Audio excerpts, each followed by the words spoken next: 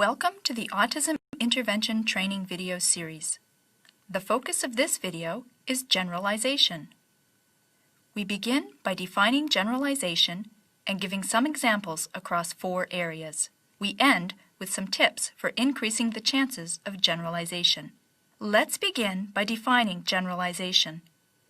Once a child learns a skill, we consider it to be generalized when the child is able to perform the skill across new and novel situations. All of the skills that the child learns should be flexible and widely used in natural life situations.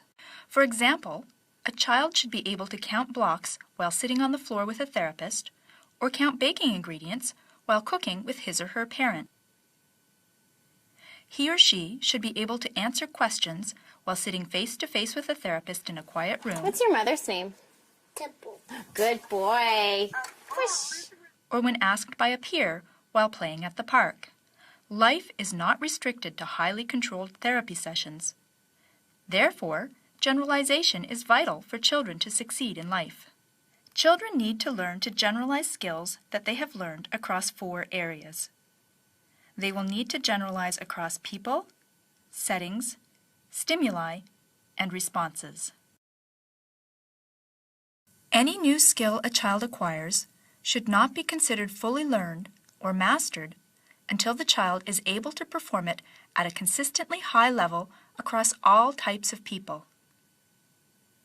For example, the child should be able to label objects whether he or she is with a therapist, parent, sibling, friend, teacher, relative, or even a stranger.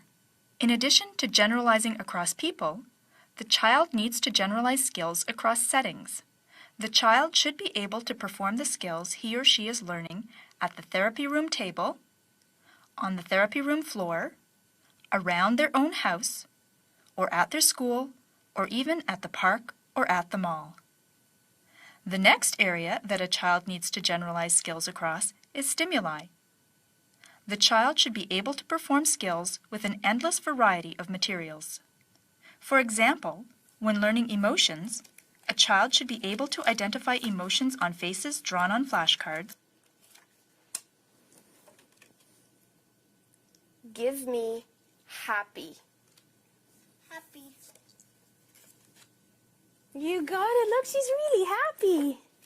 Here you go. To identify emotions modeled by other people. How do I feel?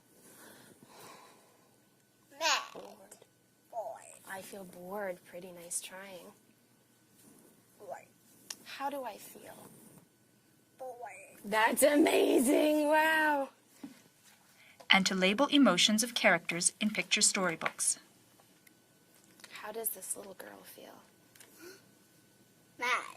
She's very mad. She's dropped her ice cream. Children should be able to work with a variety of materials. For example, they should be able to color with a wide range of crayons, markers, and pencils. Children should also be able to respond to a variety of phrasing.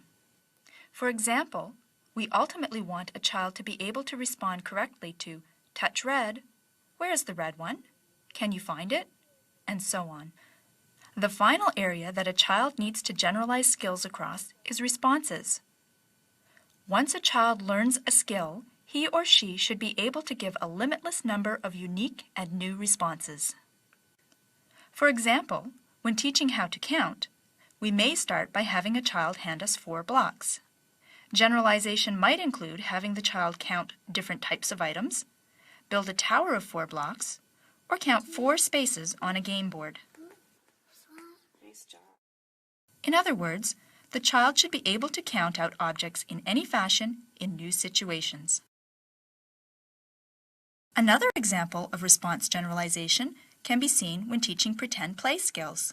We might begin by following a specific script, but before we are finished, the child should be able to spontaneously create new and unique pretend situations.